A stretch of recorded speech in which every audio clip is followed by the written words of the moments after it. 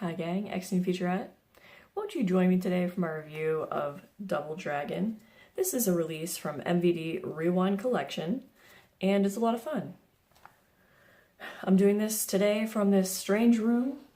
I feel very empty and alone in here, but I also have very bad acoustics in here. I feel like my voice is echoing, so that's a bonus. Double Dragon. I don't think that I ever played the first Double Dragon game. I played the second game, and I totally missed the fact that there was a movie that was released.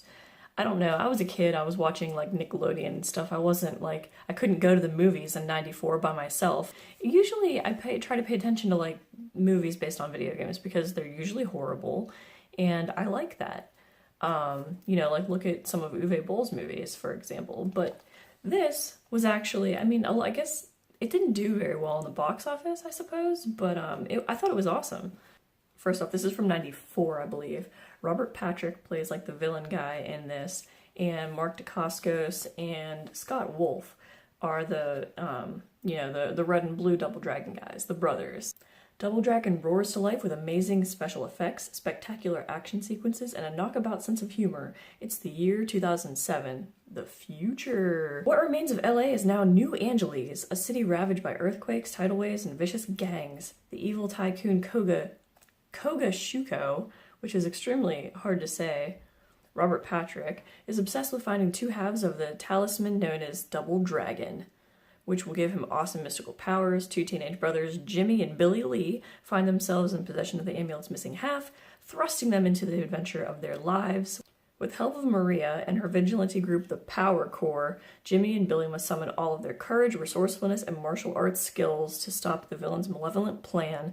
Cracking with the energy and humor of its two heroes, Double Dragon is a high-octane action spectacular. Buckle your seatbelt and enjoy the ride. So this was sent to me for review by MVD. This was my first watch, and I thoroughly enjoyed it, so much so that after my first watch, I sat down and watched all the special features immediately after because I thought that it was like so much fun. Special features, there are all the visual and audio specifications in case you want to listen to it in 2.0 stereo in German. That is on here, or if you're interested in English, French, or Spanish subtitles, that is also available. New. The Making of Double Dragon, the full-length documentary featuring interviews with stars Scott Wolf and Mark Dacascos, writers Peter Gould and Michael Davis, and producer Don Murphy. It was fun watching the kids, they're like, you know, grown adults, but the guys that played Billy and, what's his name, Jimmy, the guys that played Billy and Jimmy were awesome. Mark Dacascos was the one that played the red guy, whichever one he is. He was Jimmy. So he was actually like, he was actually like an actual kung fu guy. And the guy that played Billy Lee, Scott Wolf, he was talking about how it was really cool for him to do like all these martial arts scenes because he had no experience in that whatsoever. So it was like really cool doing the fight scenes for him. And, you know, they were like really... they talked about how it was awesome working with Alyssa Milano, how it was awesome working with Robert Patrick. My favorite part of the making of documentary was definitely Peter Gould and Michael Davis, the writers. They were talking about, they actually gave like a lot of information. I know that one of the writers actually was involved in like a lot of full moon movies and stuff too, but I think he did like Pre-Hysteria and I forget what else. But the writers were talking about how it was basically like, the movie was like rushed to be made and stuff because I guess the studio that had rights to the video game were like losing their rights in the near future, so they wanted to rush and get this finished, and they already had a script completely written, but they had brought in this new writer team to completely rewrite the script. And they were talking about their struggles with that and how basically the end result, which is, you know, what we have here in our hands is like a mashup between the original script and their lines. And apparently once they had done their part, the director made certain choices, and I guess they brought in another writing team. I forget who they mentioned the writer was that they brought in after them, and they said that he worked on like a famous sitcom or something. He went on to work, I think they referenced like That 70s Show. Like he was like wildly successful later in his career, but they said that they brought this third guy in to do like all these like witty quips, like these, you know, really stupid, cheesy one-liners.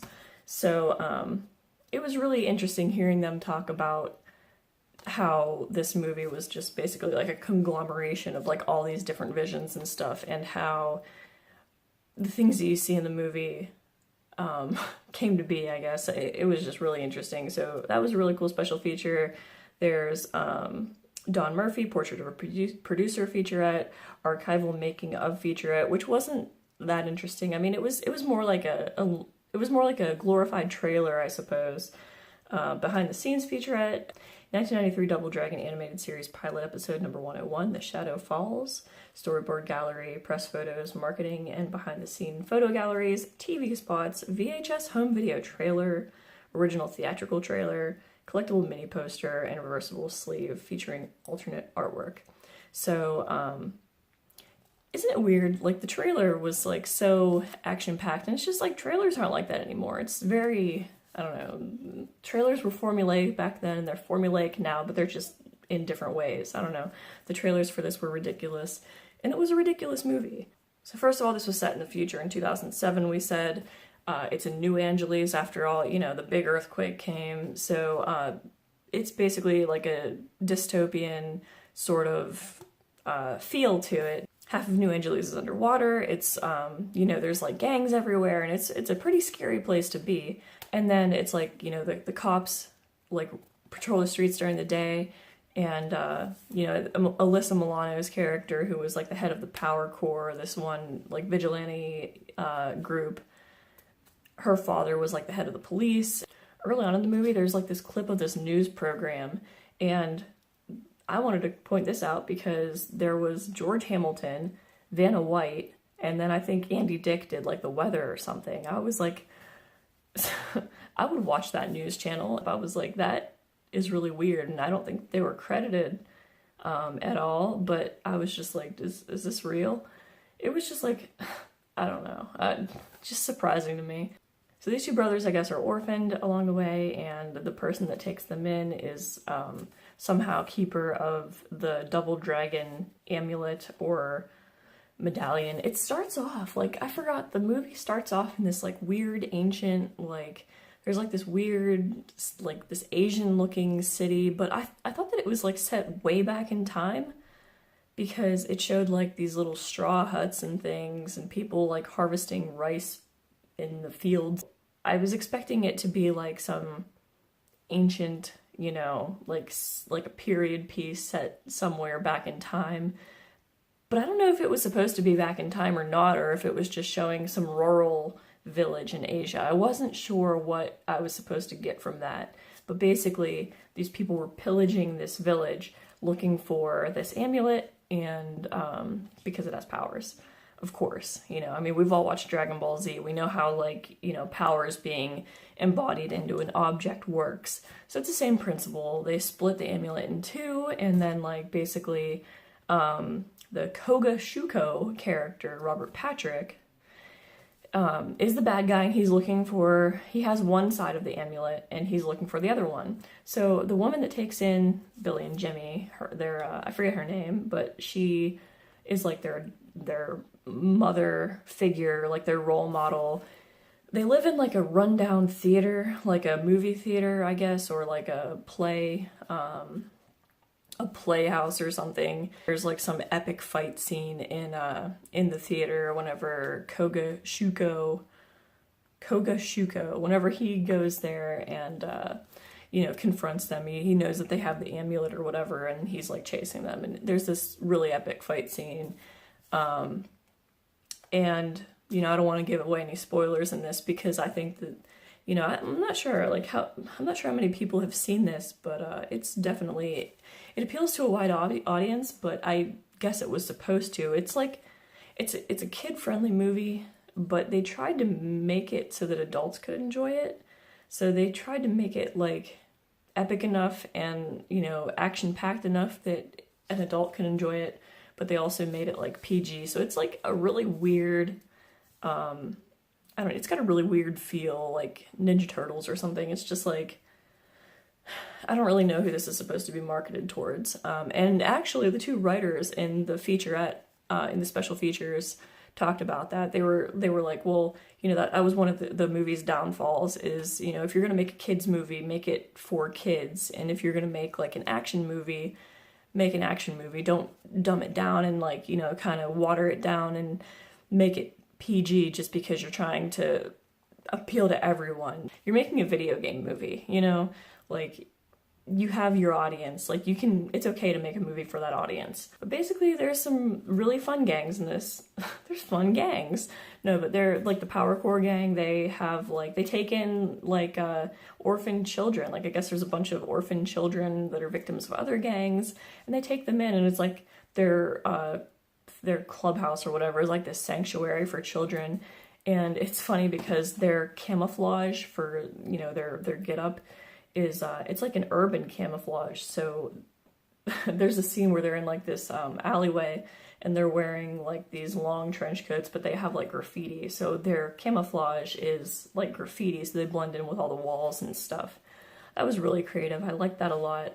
The writers were saying like, why did you reveal that so early? That was really creative, and you could have like made that some big reveal at the end, but yeah, whatever. Yeah, I mean, without spoiling it, I watched this and I was like, what in the hell was the budget for this movie? Like, and apparently it was a lot. Like they threw some money into this. There was like some epic explosions. There were things being torn down. There was like, you know, a boat that collided into a bridge and stuff. I was just like, it was a well-made production. There was a lot of work that went into it. There was a lot of amazing kung fu choreography. I guess having Mark Dacascos on board with it helped because he's like a kung fu master. And it was really well made. It was just like, it is extremely cheesy. It's very, very cheesy, and I really don't understand why this isn't more popular though, because I feel like people that are fans of like those types of movies should be all over this, you know? Alyssa Milano was a great heroine in this. I don't know, she was just like wholesome, and she had some cheesy one-liners. She's like beating up one of the bad guys, and she's like, you should consider yourself lucky. Like, I usually put people in the hospital or something. I'm like, what type of a line even is that? But, and then the two main guys, Billy and Jimmy, it was so cool because like, obviously they had the amulet, and like one side of the amulet, the one that Robert Patrick had is like the one for like the body, and then there's like one for like the mind or something, like two different halves of the amulet. So, you know, the double dragon, like you come together and then it's like the whole thing. So it was pretty cool seeing how they interpreted that and everything. To be honest, like, I don't know if I was just like a dumb kid or something, but whenever I played these video games as a kid, I was like, any sort of storyline was lost on me. I don't know. I guess I didn't pay that much attention. I was too busy being frustrated by the fact that, you know, I was dying all the time, but that's neither here nor there. Double Dragon was like a hard game for me. I don't know if I just suck, but it was a fun movie, and I would suggest it to anybody that likes cheesy action movies. This is pretty much the epitome of that. And like I was talking about the budget before, it was not like... It's not what you think of typically whenever you think of like a cheesy action movie. It's not like there was no budget. Like there was, it's a well-made piece of cheese. I will give it that. This is what it looks like whenever we open it. We have, let's see. There's the DDV and the blue Rizzle. And as always, we have our little poster. Louis Switcher was like, oh my god, we have to put that thing on our wall. So we have the artwork, and then let's see what the reversible side looks like. Okay. I guess that's the original artwork. Yeah, it's extremely cool. So fess up how many of you people have seen this, because I know you love it. You can't be taking my recommendations for movies if you don't like things like this. Like, you have to already, there's like a prerequisite that you enjoy cheesy things if you're watching this channel. So, this has the X-Teen featurette seal of approval. Another solid entry into the MVD Rewind collection. Thank you guys for watching my review. I am still astounded that people watch my videos and sometimes take my suggestions. That's awesome. You guys are cool. Please watch my husband's channel, Lewis Switcher. He's making a new show. It's gonna be ridiculous, I think, so stay tuned. And I'll have more reviews for you on weird movies in the future. That's a promise. Bye, gang.